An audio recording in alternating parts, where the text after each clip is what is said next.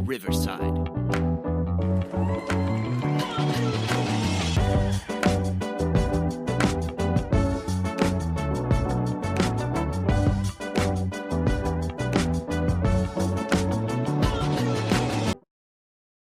So funky.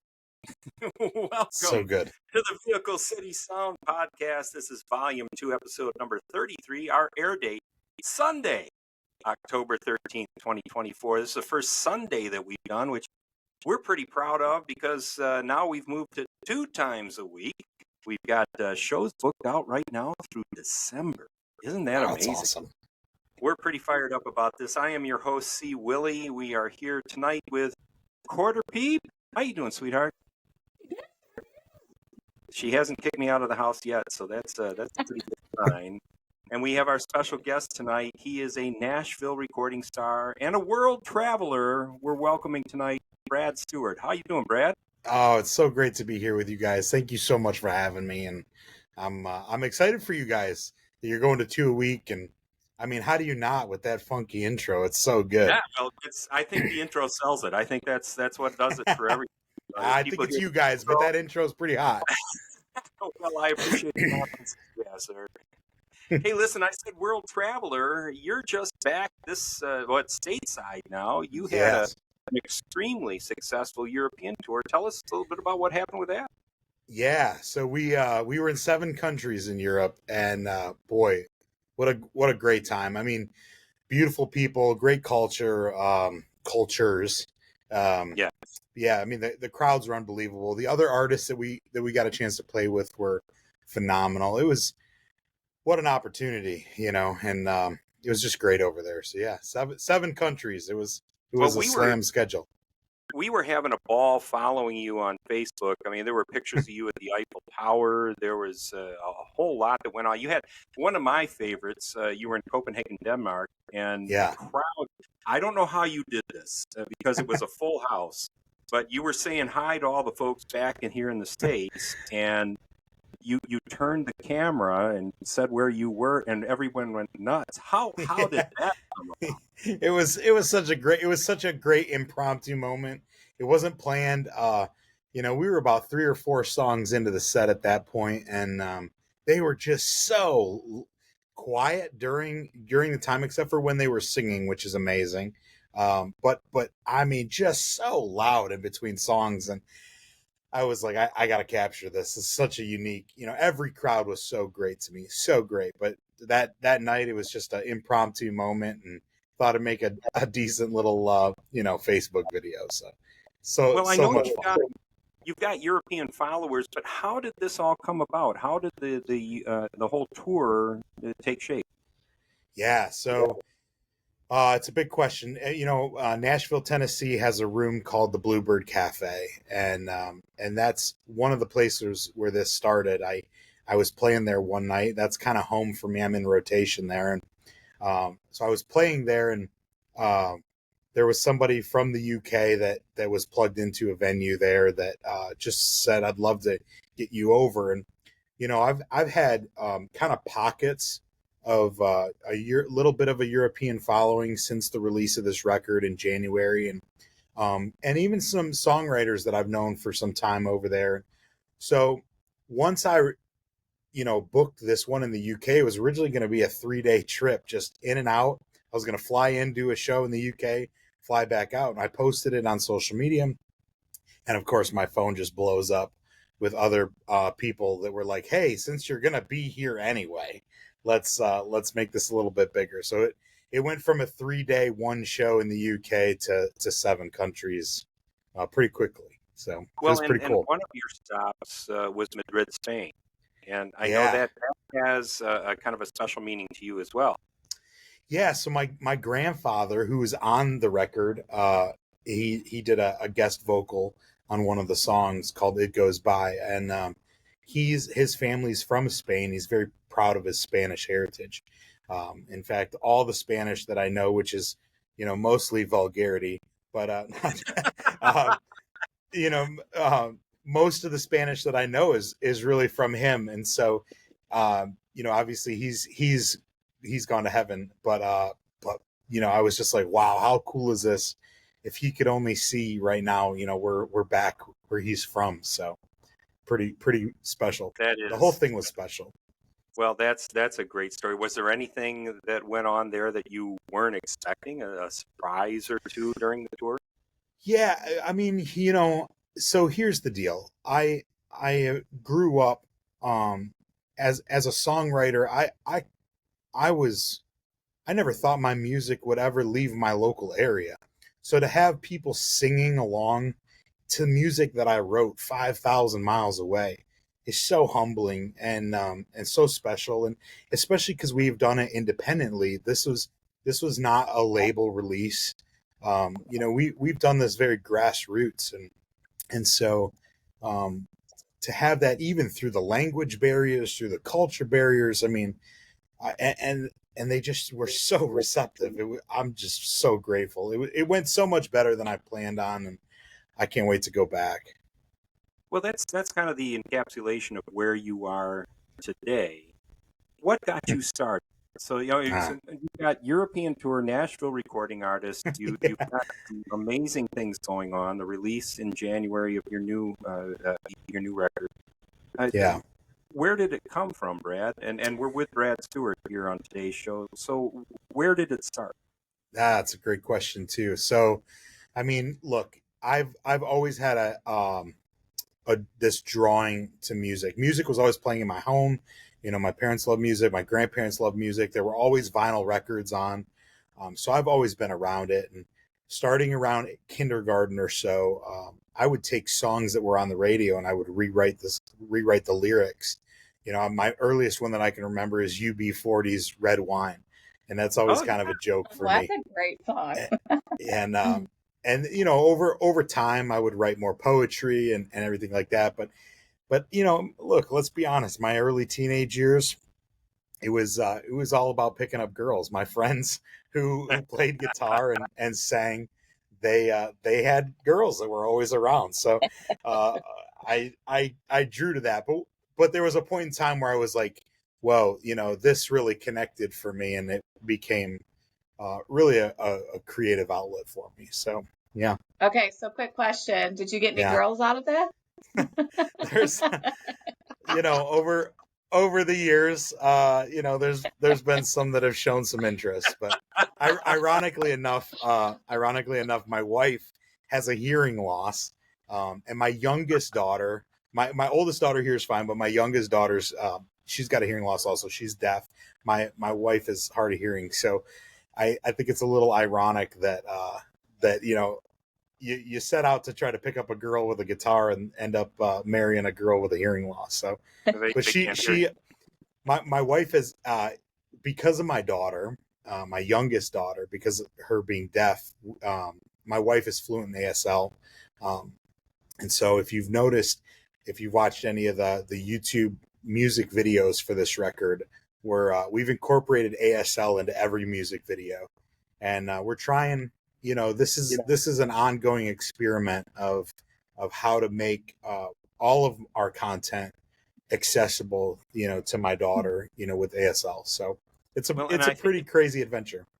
it's extremely inspiring, and you gotta, folks, get on YouTube and take a look at Brad's videos there, and his wife, as he mentioned, is there with the sign language. It's inspiring. It really is, and you Thank you. can see her getting into the songs. The sign language is one thing. I go back. I think about the old news conferences that the government people had during COVID, and they had Yeah. doing the sign, and Yeah. it was very stale. Yeah. You watch what your wife is doing with your music, and she's interpreting as much with her body language as she is Mm. with the sign language. It's beautiful. It's She's really, she's definitely the star, without a doubt. And obviously she's easier on the eyes than I am, but I think that like you're talking about, as much as she is interpreting, I kind of have coined the term that she's performing in ASL, because it's its own language, it's its own terminology. There are words that exist in ASL that don't exist in English, and vice versa. And so she's taking the essence of the song, and it's become its own performance in and of itself. And she's so great at it. And it's Well, really you brought another dimension to it. bet, bet. Well, you talk a little bit about the first one that we got queued up. This is a song called "Believe." Beautiful song. What's the story behind this?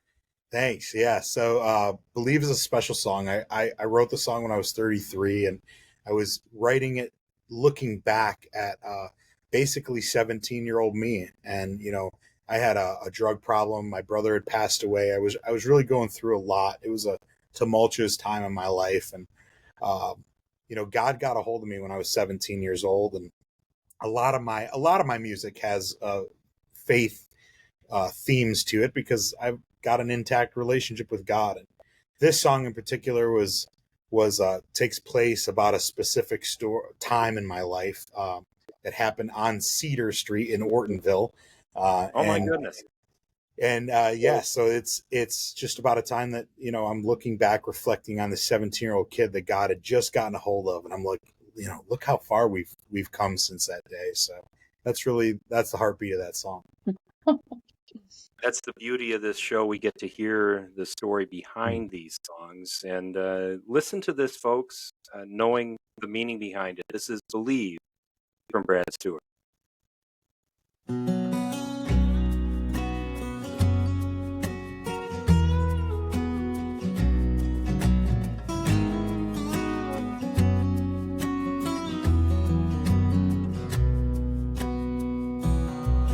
It's a long way back to Cedar when you walked with me that day. Just a lonely boy out on the run with all but hell to pay. And I'm older now wiser, still carry all this shame. And my fire for you is still burning, and I love you just the same. Oh, the breeze that fills my sails and my nets are cast to sea. Though I can't see through the veil, you know I still believe.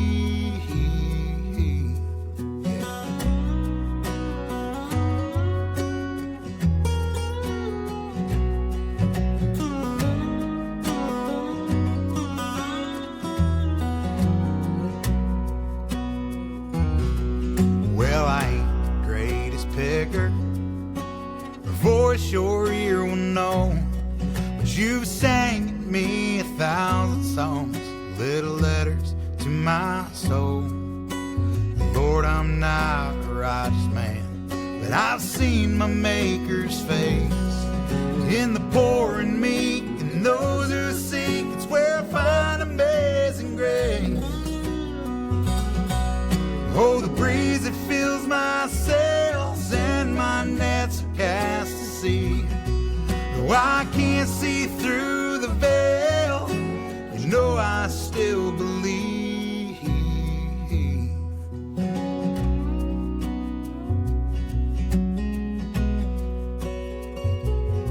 So when it's time to cross the valley, the good book will line my way, where I can lay beside still water, the tears you wipe away. Yeah, I'll lay beside still water,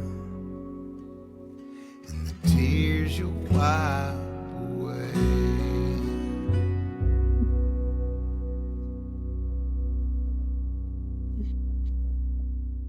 Absolutely beautiful song, "Believe" from Brad Thank Stuart. you. Brad, and I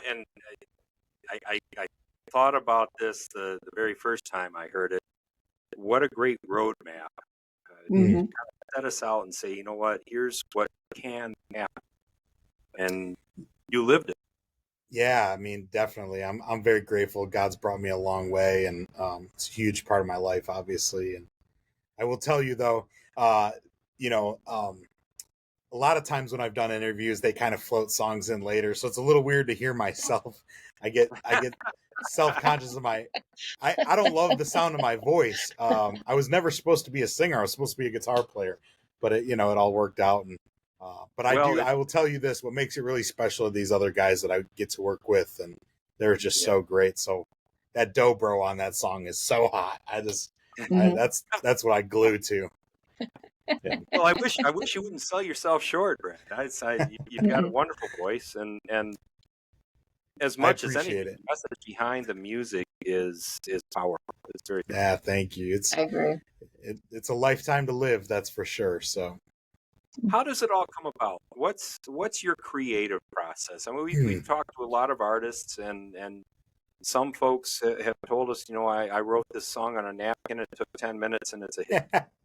Or on Others, the Yeah. airplane, or yeah. yeah, Yeah. and others have said, "Hey, this is a song that was 10 years in the making." What's Yeah. your process? Yeah, it's a big question. I would say probably twice in my life I've had the rolling out of bed and write the whole song, and that's it. It's in its entirety. Most of the time, I start with the three chords and the truth. You know what I mean? And that's sort of the basis of it, and that's how I started as a songwriter. I would just kind of get a chord progression going, get a little bit of a melody that is kind of evolving in real time, and put words to it of something that's a true story. That's kind of one of my signature things. I've written for other people that are kind of manufactured stories, if you will, but Sure. everything that I write and release is genuine and true to my life.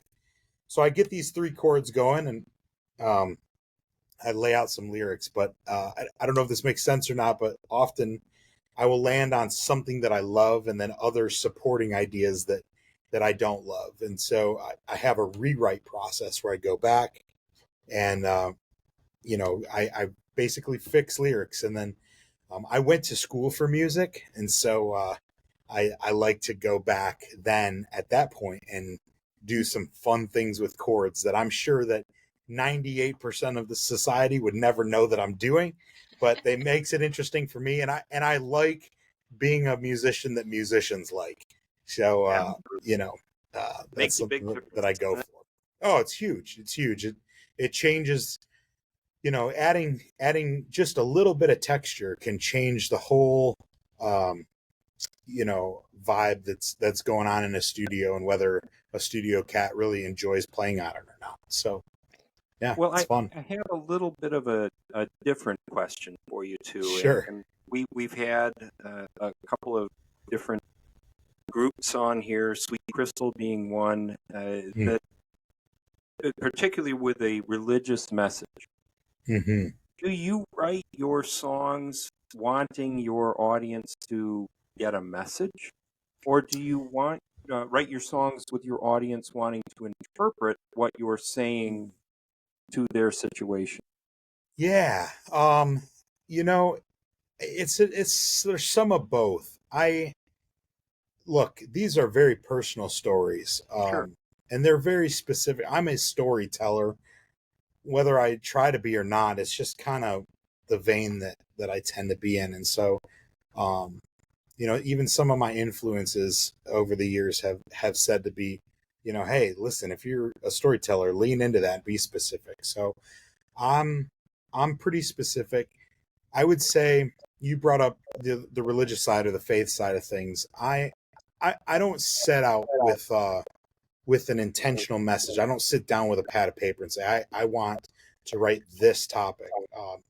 What I found is that my Bible just kind of covers every topic that there is, and so it's how I live my life. It's my relationship with God is very intact, and it's a very active part of my life, and so it comes out naturally in my writing.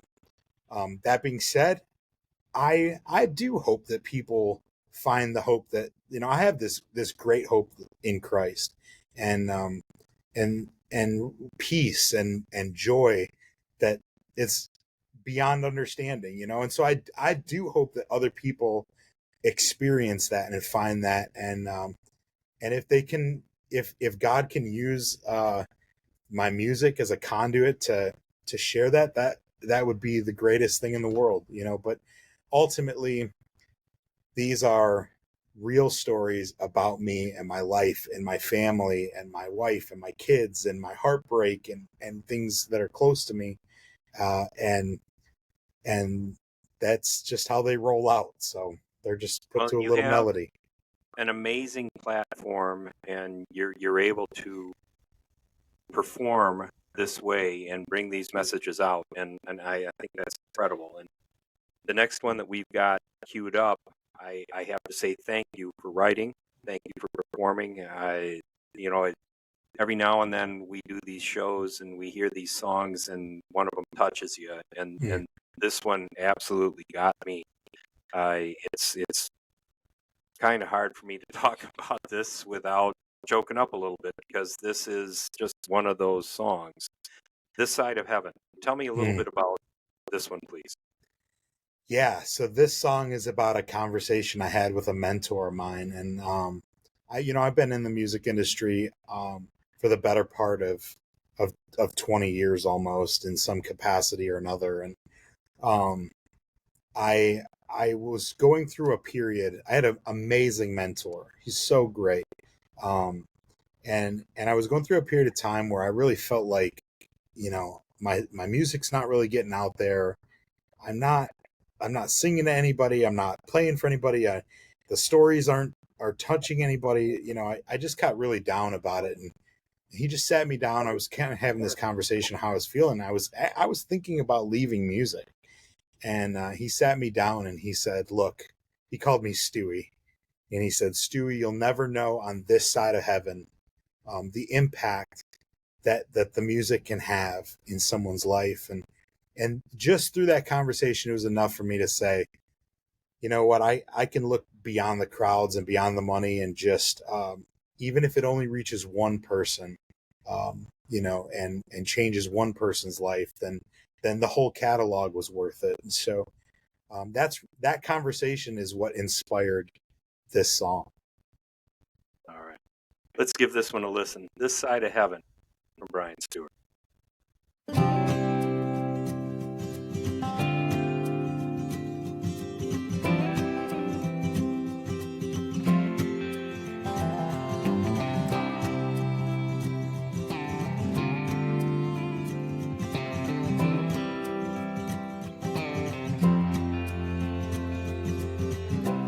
looks we get these days are shifty. The world just thinks we lost our minds, living life out of a suitcase, chasing things the world won't find.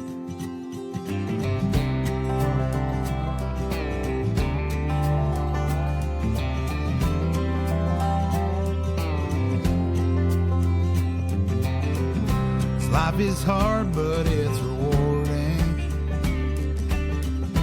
Front row ticket to the show, and I don't know what heaven holds there. Honey, I can't wait to go. So I'm just gonna keep on singing these songs, keep on praying till the night becomes dawn, keep on grinding till I done gone home, keep on riding till there ain't no road. We'll never know on this side of heaven. We'll never know on this side of heaven. On this side of heaven, no.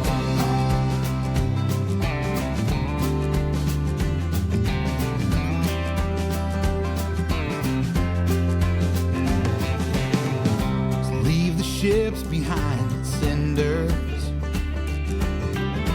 We won't need them where we'll go. We'll pray for hearts as bold as others, until I walk that street of gold. Well, I'm just gonna keep on singing these songs, keep on praying till the night becomes dawn, keep on grinding till I done gone home, keep on riding till there ain't no road. And I'm just gonna keep on fighting a good fight, keep on learning till my wrongs come right. Keep on walking by faith and not sight. Keep on stoking till I'm burning and bright. 'Cause we'll never know on this side of heaven. No, we'll never know on this side of heaven. No, we'll never know on this side of heaven. No, we'll never know on this side of heaven.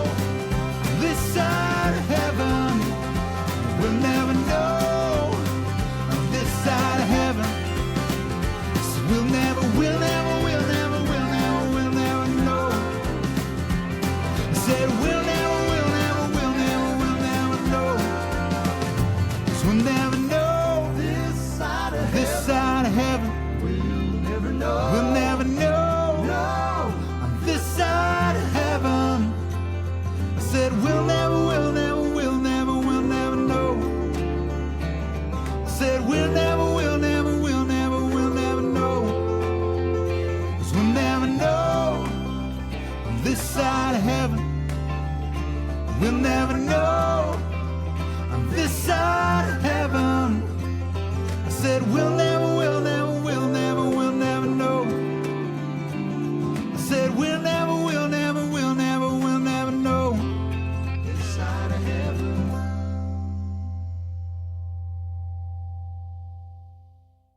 Yes, that's Brad Stuart, not Brian Stewart, like I said before.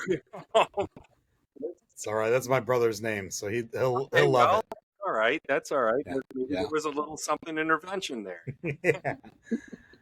Oh, I'll, God, I love that song. It's like you said leading into it, Brad. It's you don't know who you're going to influence with what you're doing, and even if it is just one person, that's one person that needed. yeah, yeah, absolutely. It was a tough lesson to learn, but definitely one that was worth putting a melody and then gosh, the guys that played on that. I mean, we didn't hold anybody back. It was everybody in the studio got to play on it.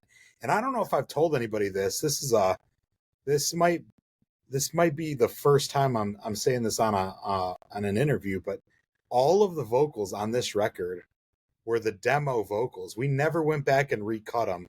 Those were the live, demo vocals. And I was just talking to Randy Kors about it, and he goes, "Man, it would be a mistake to go fix the mistakes." So yeah, that's the whole band. I mean, yeah, that's it right there. And all those guys played live on the floor. It's just phenomenal. So that's an awesome and what a testament to the folks that you had behind you. Oh, it's the best team in the world. I mean, we were talking about that creative process earlier, and the final piece of that is getting into a room with the best in the world, and they literally are. I mean, out of these guys, everybody's been on Grammy-winning projects except for maybe one or two of us, and a couple of them are already in the Hall of Fame. So it is truly the best group of guys. I work really hard to be the dumbest guy in the room, and it's not hard in that room. So, yeah. I feel that way often. That's when you know you're in good company. It's how you grow. It's how you grow. Exactly right. Oh, Hey, man. so, Quarter Peep was doing a little research on you there, and she was taking a look at your Facebook page. And Quarter Peep, tell me about the quote that you love so much. Actually, I think he should tell us about it because it ends in carbs. You have this great quote on your Facebook. Could you explain it? Oh, my Facebook. I think it's something like just a product of God's grace and too many carbs. I love it. Yeah. I mean, that pretty much sums up my whole life right there. I'm very grateful. God's been very good to me over all these years, and better than I deserve. And also, I'm a sucker for mac and cheese. So I mean, Yeah, I think there's been a little goulash in my life. So. pretty well sums me up right there. You've been really busy, obviously, recently within the last couple of weeks, the European tour. Yeah. I see we were taking a look at your schedule. You've got early November in Nashville up there. We're going to be down there for the Josies the week before, the Josie Award. Yeah. So tell us, how can people find you? Where do they figure out where you're going to be? They want to see you play. What do we get to find out about Brad Stuart? Yeah, so obviously this has been a great year, in the States and abroad, and so I'm very grateful to everybody who's made it very special. If you're looking to connect with the music or the videos, or just keep up with dates and where I'm going to be at, kind of all roads go through bradstuart.com. That's Stuart. And that has links to all my socials, the YouTube, everything that we're doing on Apple Music and Spotify. all that, and it has our tour schedule as well. So yeah, we're gonna actually. I think I have 2 dates coming up in Nashville. One is mid-October. We're doing the listening room. We got the main room, which I'm super excited about. It'll be my first time in the main room there, and then obviously the Bluebird. I'm back home, and that's where I'm finishing out my 2024 tour. So we have a handful of other dates here, even in Michigan. I got a great fundraiser for Maggie's Wigs for Kids coming up in October. And so that's going to be in Royal Oak, and all that information's on my website as well. It's a great cause.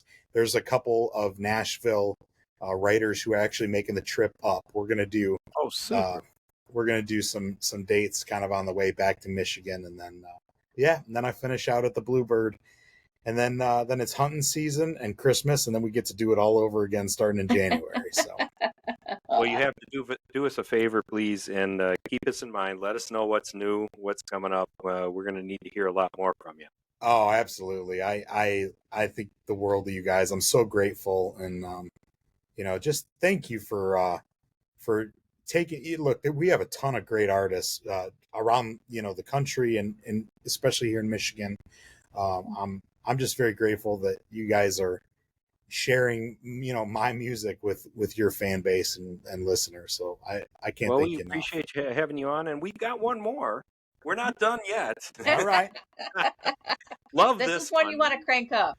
Yes, absolutely. This is 33 Turns in a Needle. Tell us a little bit about this.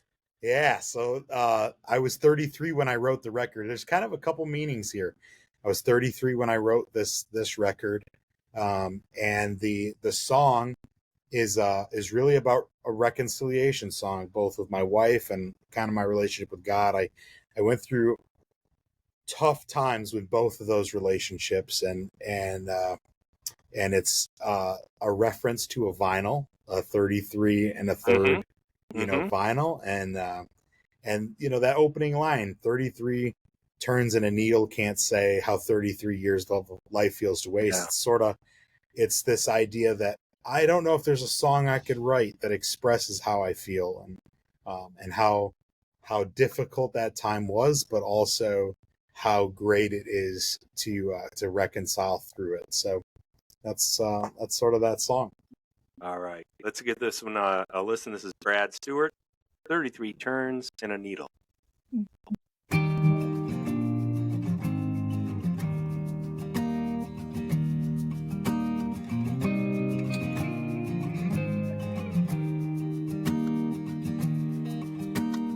33 turns and a needle can't say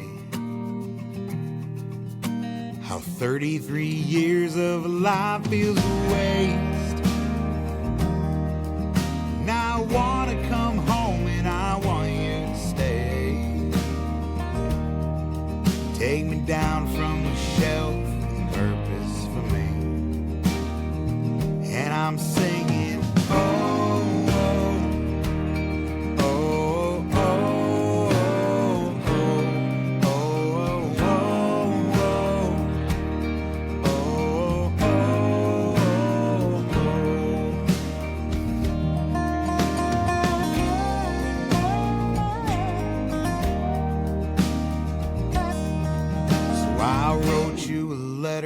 And I mailed it today with all of the things I've been meaning to say, 'cause I know I'm to blame for excuses I made. You know time and the Lord will bring a man to his knees. And I'm singing, oh.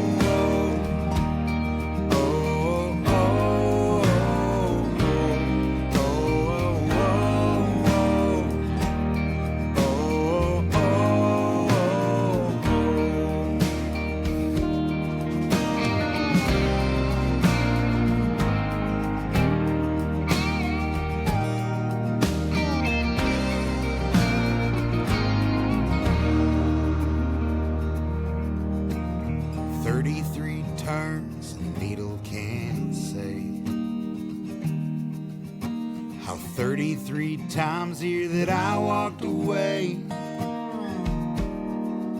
Now I wanna come home and I want you to stay. Oh, I know how it's found, but don't leave me that way. Yeah, I know how it's found, but don't leave me that way. Oh no, and I'm singing, oh, oh, oh, oh, oh, oh, oh,